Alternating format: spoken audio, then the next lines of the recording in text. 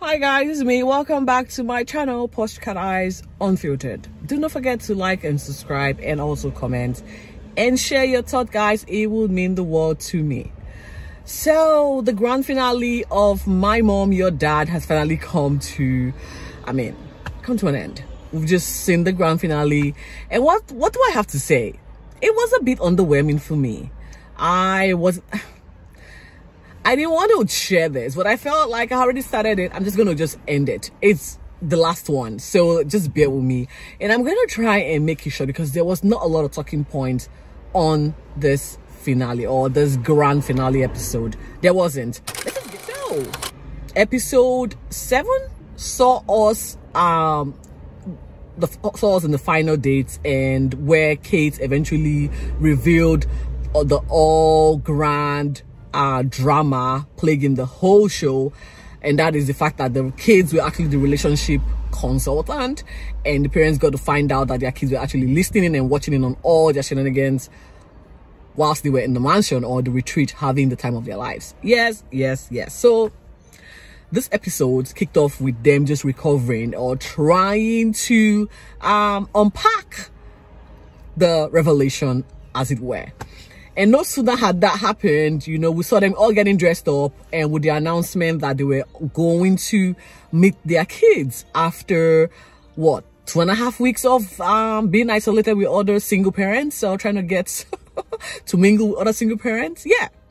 And so first up was, I think, Darren and Petula. So Petula got to meet her son, Dress, is that his name? It's the N, and I'm still not sure about how to pronounce Petula's son's name. Yeah, that. And so, you know, he had to tell his mom, you know, what he felt about Darren and how he saw the relationship in his perspective, or according to him. And then we saw Darren and his daughter also getting, you know, to recap or just dissect what has happened the last week.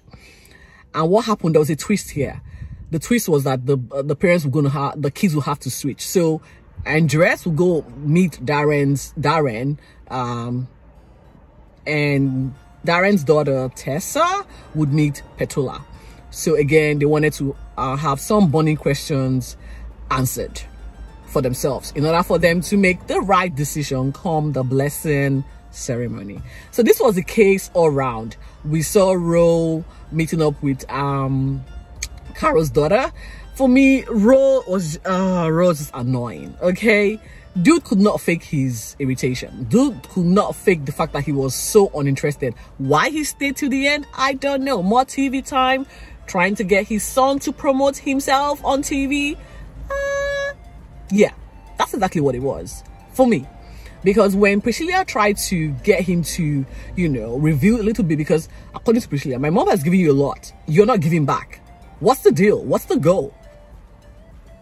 Crickets, basically. Ro was still like, I've got this wall. Mate, you've got no wall. You just, I mean, like, I think for me, this is what I think.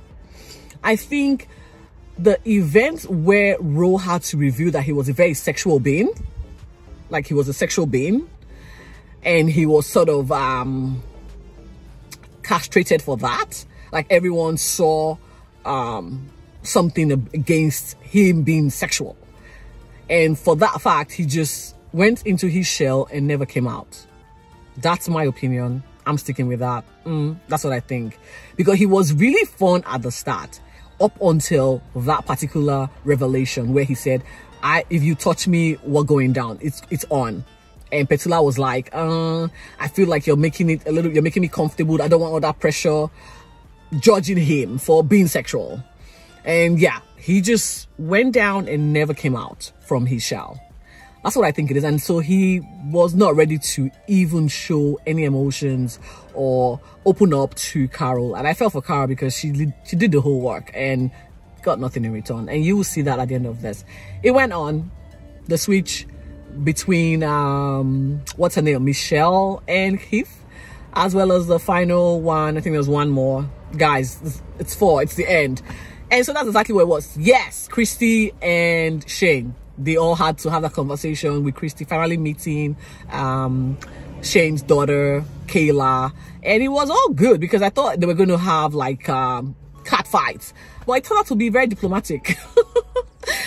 And on to the final blessing ceremony, I will call it. And this is where I say it was underwhelming. It was really underwhelming. There was just no soul, there was no life. It wasn't dramatic. It was just, they go meet Kate. Kate asked them a few questions. Now, are you gonna go meet your children for the blessings? Yes, go.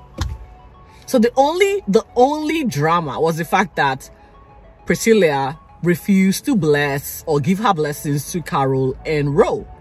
And as well, Ro's son said the same thing. I can't bless you guys because there's just nothing.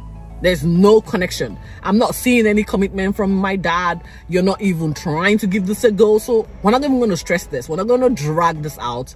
You guys are no good for each other. Ro was like, hallelujah. He was more than happy. Carol was disappointed. She said she was going to see him on the outside. But I'm like, Carol, just move on. Leave this guy. He'll find you're too beautiful for the stress. Find someone that will definitely be deserving of you. Next up, Darren and Petula, they decided they're going to stay together. Even the distance wasn't going to be a barrier to their relationship. Hooray! Good luck. Wishing you guys all the best. Same for Michelle and Keith. They were a bit hesitant. Hayden, he had all the questions for Michelle and literally like, yeah, Michelle, come here, you're not going scot-free. I'm going to be asking you these questions. You know what? Answer all of them because my dad is in love with you. Anyway, they ended up giving their blessings. I see how that goes for them. Good luck. And the final couple for the night, the king and queen couple, Shane and Chrissy. You know what? We did think Kayla was not going to give her blessings, but she did. But she told Chrissy, however, like, Chrissy, get this.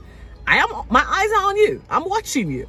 You know what? I don't want you to come in between me and my dad's relationship. So know your place and I will respect you.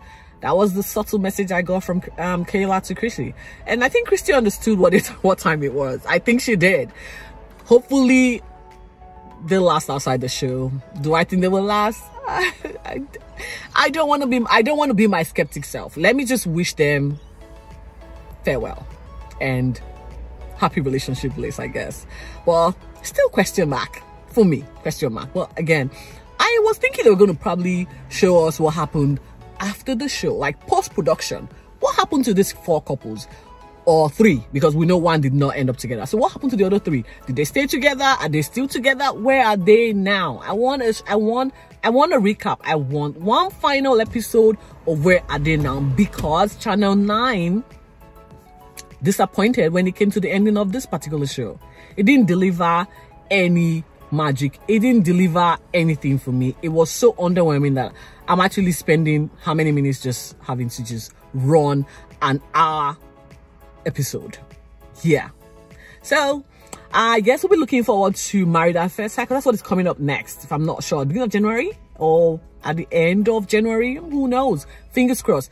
I might, however, show you or talk about some of the contestants that have been reviewed for 2023 season of Married at First Sight. Until then, and when I have the time, do not forget to like, comment, and subscribe. Stay safe, guys.